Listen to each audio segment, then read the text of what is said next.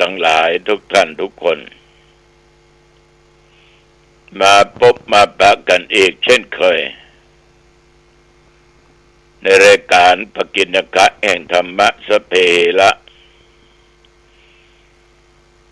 ตัวเจ้าวัดหนองตองห่างดงจังหวัดเชียงใหม่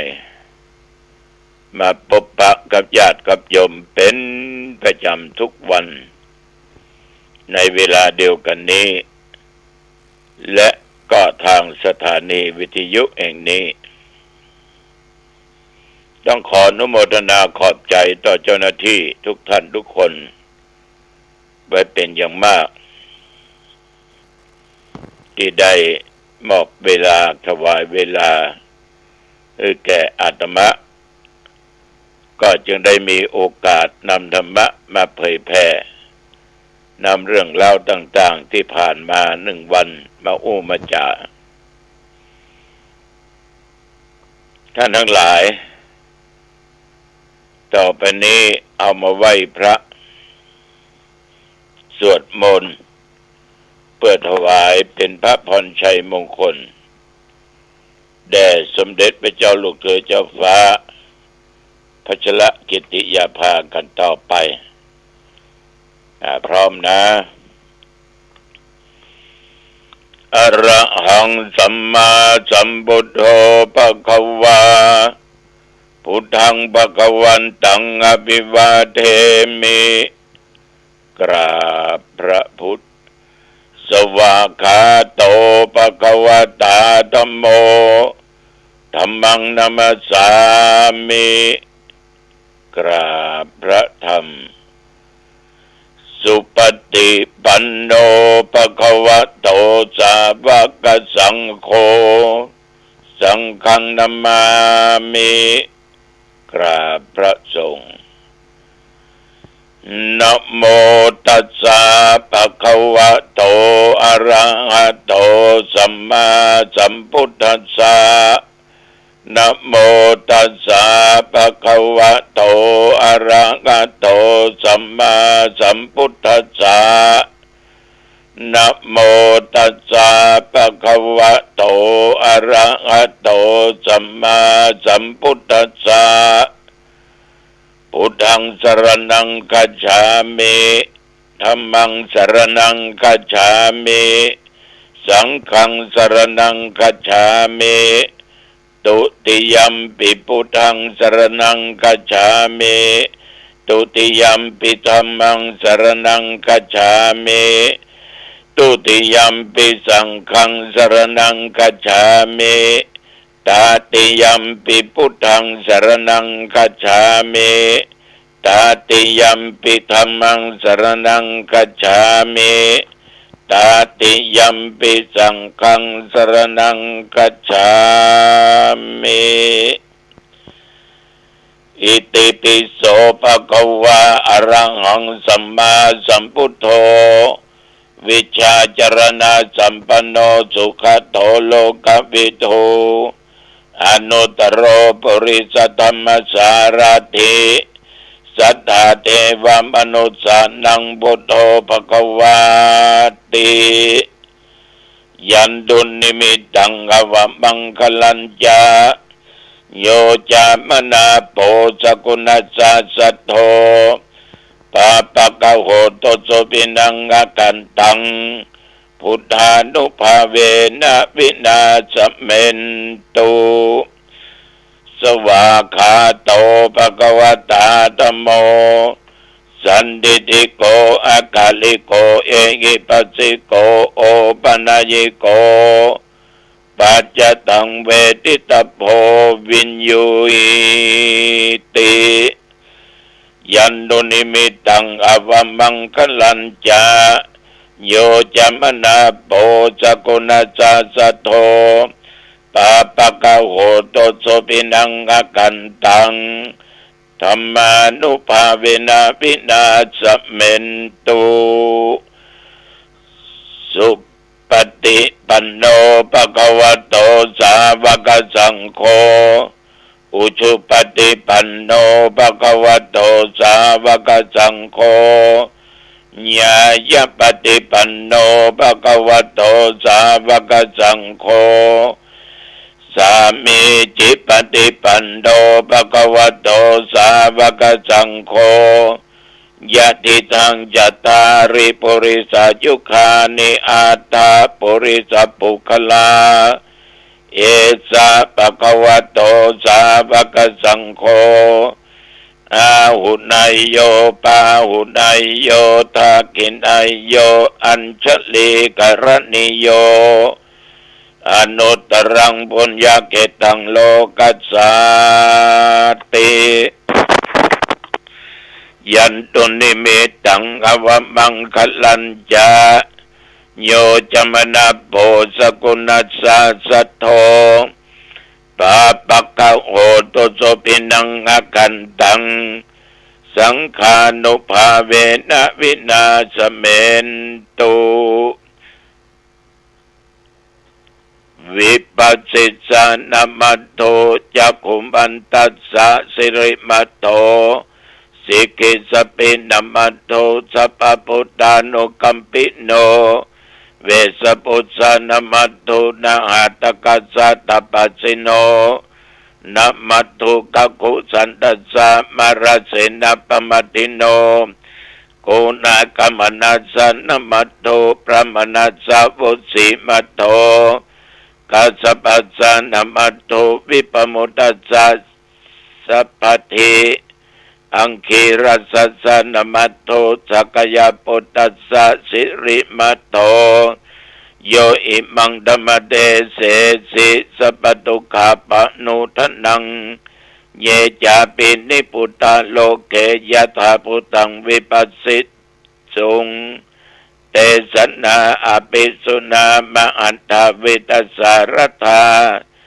หิตังเดวมนุสสานังยังนมัสสันติโคตมังวิชาจรณะสัมปันนังบังหันตังวิตัสสารทังวิชาจรณะสัมปันนังพุทธังบันทามโคตัมมันติยะโตหังภาคินิอริยยะชาติยะชาโตนาปิชานามิสัญจิจปนังชีวิตาบโรเปตาเตนะสัจเจนะโสติเตโอตุโสติกปัสสะโพชังโคสติสังฆโตธัมมนังวิจโยตถาวิริยัมปิติปัสสติโพชังคาจัตถาปเรสมาธุเปกะโพชังคาสัตเตเตสัพพทักษินามุนินาสัมมตคตาภาวิตาภาหุริกตาสังวัตตันติอภิญญายะนิพพานยะจะโพธิยาเอเตนะสัจจวเชนะโสติเตโอตุสัพพทาเอกัสสมิงสมัจเยนะโธโมคคัลลานันจะกัสสปังคิลันเนตุกิเตติสวาโพชังเคสัตตะเทสญิเตจตังอภินันติตวาโรคามุจิงสุตังคะเนเอเตนะสัจจวเชนะโสทิเตโอตุสัพพทา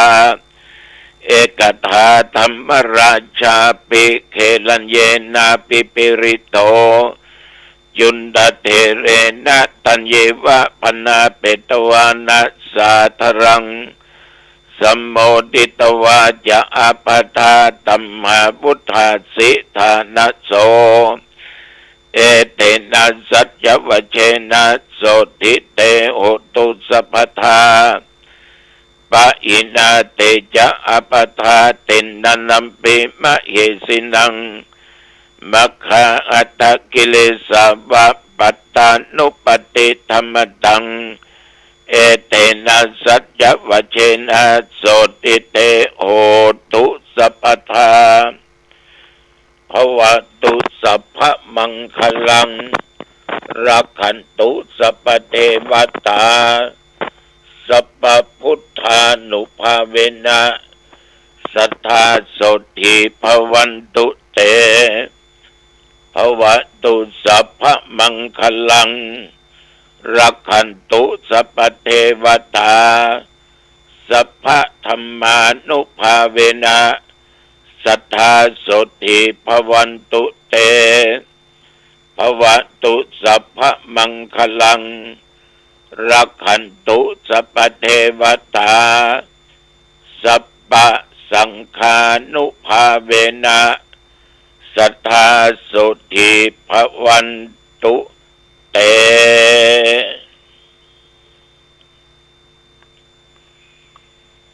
โดยบทพุทธานุภาพธรรมานุภาพสังฆานุภาพบทสาธยายมนต์อันศักดิ์สิทธิ์โดยจิตอันตั้งมั่นอาตมภาพพระครูอาทรวิสุทธิคุณขอถวายพระพรชัยมงคล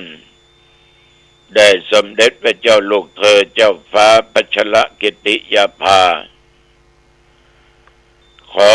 ให้พระองค์จงทรงหายจากอาการพระประชวรมีพระสุขภาพพลามัยอันแข็งแรงดุจดั้งเดิมขอให้พระองค์ท่านจงมีพระชนมายุยิ่งยืนนานได้120 พระพรรษายิ่งขึ้นไปขอถวายพระพรกรมอุตุประกาศบอกตักเตือนระวังพายุโซนร้อนระยะนี้จะทำให้เกิดฟ้าฝนตกใบเห็บลมมาแรงพี่น้องญาติโยมบางแห่งบางที่ได้รับความเดือดร้อนเพราะภัยธรรมชาติอันเกิดจากฟ้าจากฝนบางคนก็จมบางคนก็ดีใจบางมีการมีงานปลูกนั่นปลูกนี้แจ้งฝนแจ้งฟ้าก็สุมาตกมันอย่างไปแจ้งฝนบางคนก็ต้องการฝนตกต้องการน้ำกี่คานหดน้ำลำไยกี่คานหดน้ำนั้นนี้แห้งแล้งจะมาฝนจัดมานี่ยังตกหรอมาถึงตัวใจยากแต่มนุษย์นี่นะเนาะก็ออกไปออกตัวใจยากนะคนเฮานี่ตัวใจยากขนาดตัวเก่าเนี่ยตัวใจตัวเก่ายากนับภาษาอย่างอันอื่นบางคนนี่โกรธเกลียดตัวเก่าบางคนไปนั่งกินข้าวเนี่ยเพราะว่าเนี่ยขยากวันนี้มาปะกับกินนักน้อนี่เนาะเกลียดตัวเก่าก็มีเราออกไปออกทั้งหลายนับตั้งแต่เมื่อตะวันวามาจนถึงปัจจุบันเนี่ย24 ชั่วโมงเป็น1 วันตะวันนี่ฉันเจ้าก็ไปไหนก็มีญาติมีโยมมาสะเก้าดำหัวเป็นต้นว่าหน่วยงานของพัฒนาชุมชนอำเภอกาญาติโยมบ้านควนงนลายกาพี่น้องญาติโยมที่มาจากอำเภอเมืองจังหวัดลำพูนก็มาดำหัวปละฮีดปละหอยยังมาเจ้าโอ้ตัวหลวงวันนั้นมานี่ก็ไม่ได้มาตั้งใดก็ดีไปก็เลยมาอย่างวันนี้ญาติโยมท่านผู้ฟังก็สุดแล้วแต่กินก็ง่ายแล้วเป็นมาดำหัวปั่นป้อนปั่นยังได้สักบึดสักเมื่อก็ออกไปที่สถานที่ศึกษาธรรมปฏิบัติธรรมไปพ่อไปคอยไปดูญาติโยมช่วยกันทำความสะอาดช่วยกันทำนั่นทำนี้ เอาเต็นท์มากางกันอย่างกะไปสูบน้ำออกเปลี่ยนน้ำใหม่เข้าก็ดูกันก็เป็นนั่งฉันเข้ากับญาติกับโยมก็บุญดีลำมันก็เอาแป้งขนมเส้นนะเอากิฉันใบฉันบอดฉันนักก็มาชมไว้ถูกเก่ากันเขาเป็นคนชมตุลงกินข้าวล้ำแต่ขนมเส้นถ้วยบะลุ่มน้ำจะเป็นถ้วยน้ำขนมเส้นหมดหรือหมดลงตุลงกินลำสู่ก็ว่ากินใบกินบอดกินลำแตะลำว่าถ้าตุลงกินน้อยเดียวสู่ว่าตุลงยังไม่กินข้าวนักโอ้ยากนะเอายากฉะนั้นญาติโยมมันอยู่ด้วยหมู่หลายกำลังใจศรัทธาญาติโยมฉันเข้าแล้วก็อยู่ที่ห้านะตึมไปไหนดูแลเขายักการยักงานกำลังอกกำลังใจมันน่าหอนนี่นะขอฝากกับญาติกับโยมอย่างหนึ่งเอาเป็นคนใหญ่เนาะว่ายิงว่าใจไปพ่อเขายักการยักงานเนี่ยจะไปปากย่อยเนอะจะไปตำหนิติเตียนจะไปว่ากล่าวคนนั้นคนนี้ถ้ามันบัดถูกเขาจะมาปรึกษาคนเดียวอาตมานั่งหันเอากลางเต็นท์กลางไปกันมาผิดลายผิดท่ารุงอย่างอี้มันได้แต่กลางไปทั้งใดดีหาก็แนะเขาอย่างนั้นอย่างนั้นอย่างนั้นเนี่ยเอาไปเอิ้นด่าเขาว่าเขานี่นะหอนก็หอนมิ่งเวยเนี่ยบอกนี่อย่างฉะนั้นทุกคนจะต้องมีสติสัพพัญญะมีปัญญาเมื่อเวลายักการยักงานแต่ว่านี่ญาติโยมตกแรงแล้วก็ลมบังฝนลงมามิดวัดตกลงมาเหมือนกันฝนเอื้อนแล้วปลูกมะยมชิดสาวก้าตะวาล้อมรอบคันวิหารนั้น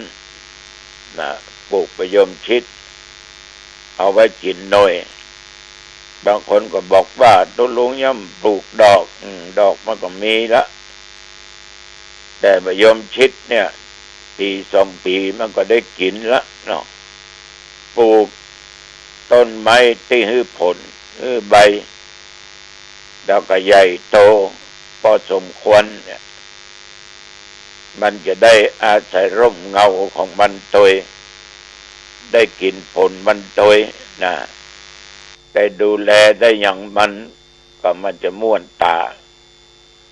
จนค่ำจนมืดก็เลยเข้าวัดมาส่งน้ำอาบน้ำแต่ว่านี้ก็ตึมได้ไปไหนพักผ่อนเจ้าญาติโยมท่านผู้ฟังทั้งหลาย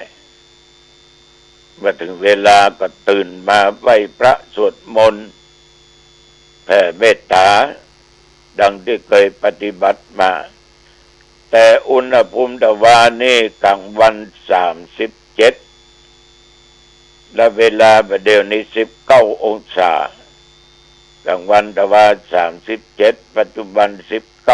19ก็อยู่ได้นะ19เนี่ยนะมอกพอดีนะมอกพอดีฉะนั้นญาติโยมท่านผู้ฟังทั้งหลายก็เอาสิ่งที่ผ่านมาอู้มาจาญาติโยมว่าภารกิจของแต่ละบุคคลนั้นมันจึงมีว่าเปิ้นว่าตัวแต่ว่านี้ก็มีคุณโยมเปิ้นได้ถามตุลุงเนาะตุลุงแผ่นดินมันไหวตลอดแต่ก็ข่าวว่านะก็มีความรู้สึกเหมือนกันอันตรายเนาะหลวงพ่อเนาะอันตราย พอเมืองพม่าตายจัดนักคึกลามบ้านจ้องล้มละเนระนาดแผ่นดินแตกถล่มลงไปเป็นม่งใหญ่ๆก็มีบางที่ก็เกิดน้ำปุ่งบางที่ก็น้ำแห้งมันมีสเปดเรื่องของแผ่นดินไหวฉะนั้นก็บ่ควรดีประมาท ผ่านมานี้รุนแรงมากเนาะรุนแรงเมื่อวันที่28เดือนที่แล้วนี่นะตุลุงเขากำลังจะไหว้พระสวดมนต์ถวายพระพรชัยมงคลแด่องค์พระบาทสมเด็จพระวชิรเกล้าเจ้าอยู่หัวท่านนายอำเภอพบปะประชาชนพระดูเจ้าเพิ่นมาอยู่ใหม่เนาะดังที่เล่าให้ฟังแล้วก็ตุลุงก็ประชุมคณะสงฆ์พ่อต้อมาอย่างไปไหวนี่ตุเจ้ากับคนเฒ่าคนแก่ขาดีบดีกูแอนมึงแอนล่นนอกจากใต้อาคารพออาคารมันต้องไหวอย่าเพิ่นไกวอู้นี่เอาดึงพ่อตุลุงสักคนทั้งตนน่ะก็นึกว่าล่นตายตัวภัยตัวมันนู่นเนาะตุลุงก็ลุกยืนเอาเม็ดเท้ายันไว้ตั้งสติเลี้ยวไปหันสวาตุเจ้าตัวหนึ่งกอดเสาไว้ มานี้มาช่วยกันเอากันออกปืนนี่ไปกำถ้ามันล้มเนี่ยเขาก็ตายละไอ้น่ะญาติโยมทั้งหลายก็ก้อยๆไปทำแขนตุเจ้าก็ป้นจากอาคารบางตนบางองค์ก็จะเป็นลมเป็นแรงประวะประหากคนเฒ่าคนแก่ก็อย่างเดียวกันฤทธิ์ของมันยังมีตลอดวันเดียวมีโยมมามาจากฟังก็น่าคิดน่าเอ็นดูเมาหัวตลอดเดียวนะตั้งแต่แผ่นดินไหวเมาหัวตลอดวันเดียวโยมทั้งหลายทุกสิ่งทุกอย่างมันเกิดขึ้นได้ในครั้งพุทธกาลนั้นเหตุที่ทำให้แผ่นดินไหวนั้นก็พระอานนท์เนี่ยเกิดความที่เรียกว่าสงสัยจึงเข้าไปถามพระพุทธเจ้าว่าเหตุที่จะเกิดแผ่นดินไหวนั้นน่ะมาจากเหตุอันใดพ้องพระพุทธองค์ก็บอกว่าหนึ่งลมกำเริบสองเกิดจากท่านที่มีฤทธิ์บันดาลสามพระโพธิสัตว์เจ้าจุติจากสวรรค์ชั้นดุสิตลงมาสู่พระคันแล้วสี่พระโพธิสัตว์เจ้าประสูติห้าพระโพธิสัตว์เจ้าตรัสรู้อนุตตรสัมมาสัมโพธิญาณหกพระพุทธเจ้าแสดงธรรมบัจจกปวัตตนสูตรเจ็ดวันที่พระตถาคตปลงอายุสังขารแล้วก็แปดพระพุทธเจ้าดับขันธ์ปรินิพพาน8ข้อเนี้ยเป็นสิ่งพิศวงอัศจรรย์ที่ทำแผ่นดินไหวอย่างอี้ออกไปบางท่านบางคนปรากฏตึมเชื่อจริงบ่จริงนี่นะญาติโยมลมมันกำเริบโยมลองดูกันอยู่ดีอยู่ได้เกิดดินแยกเกิดภูเขาไฟระเบิดนะปืนโลกเอาเนี้ยลึกจะเป็นหมูกี่กิโล8 กิโล9 กิโล10 กิโลเกิดแปรปรวนขึ้นมันก็หวั่นไหวไปทั่วโลกหลายประเทศอย่างทางเรานี่ญาติโยมเกิดประเภทพม่าเอายังได้รับผลกระทบกระเทือนขนาดนี้ถ้ามาเปรียบเทียบเหตุที่เกิดขึ้นในโลกที่หันได้ชัดเจนอีกอย่างหนึ่งอย่างข่าวก่อนเนี่ยโรงงานทำพลุระเบิดบึ้งที่ตุ้งฟ้าบดปนาไปทำว่าญาติโยมห่างจากวัดหนองตองจะเป็นเกือบ10เป็น5 6 7 กิโลเอาพอกระจกหน้าต่างลั่นปั๊บเป๊ะประตูแล้วประตูฉะนั้นบันปื้นแรงสั่นสะเทือนเนี่ยเสียงนั่นนะยมทั้งหลายทำมือแรงมันสะเทือนจนกระจกแตก นะทั้งที่มันอยู่จะไก่อ้างไก่กันนะแล้วไปเป็นเพียงแต่นี้ยังไปดังที่อื่นเนี่ยสะเทือนไปทั่วบางคนจนตกอกตกใจบางคนก็กระจกตกใส่ได้รับบาดเจ็บเนี่ย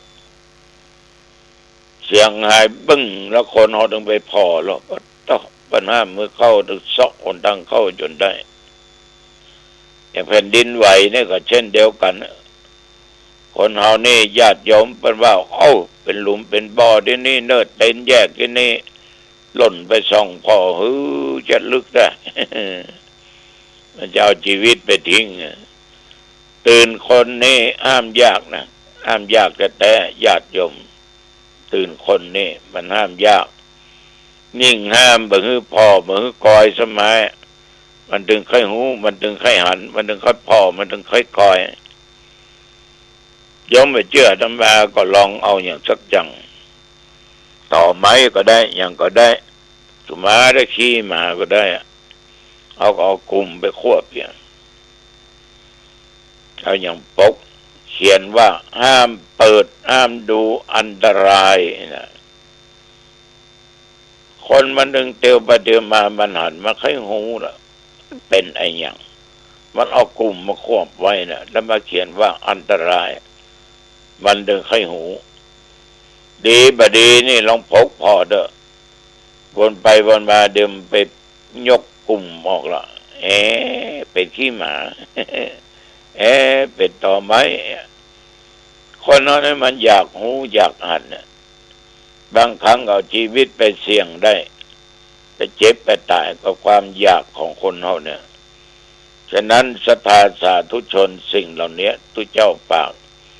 วันนี้กินของงายนี่จะไปวัดศรีสุดาพระอารามหลวงหลวงปู่พระธรรมวชิรโกศลเป็นจะได้กระทำบุญอายุวัฒนมงคลอันนี้จะได้ไปเจริญพุทธมนต์เนอะแล้วจะได้นำเทปเสียงธรรมะไปไว้ทางสถานีวิทยุต่างๆก็จะรีบกลับมาดูเขาที่สถานศึกษาธรรมปฏิบัติธรรมตัวเจ้าตนใดอยากจะไปอยู่หั่นนี่นะแจ้งมาเนอะอย่าลืมเนอะวันที่20เดือนเมษายนพุทธศักราช2568จะมีงานตานวิหารสัลลากุฏิเวชกุฎีวันที่20เดือนเมษายนพุทธศักราช2568ขอเจริญพรญาติโยมร่วมกันเนอะไปมีอย่างจะไปเลี้ยงก็ได้น้ำนี่เท่าใดก็ถึงบ่คุ้มบ่พอเอาละหวังว่าคงได้รับเมตตาธรรมจากทุกท่านทุกคนอายุวันโนสุขังพลังพบกันใหม่โอกาสหน้าเจริญพร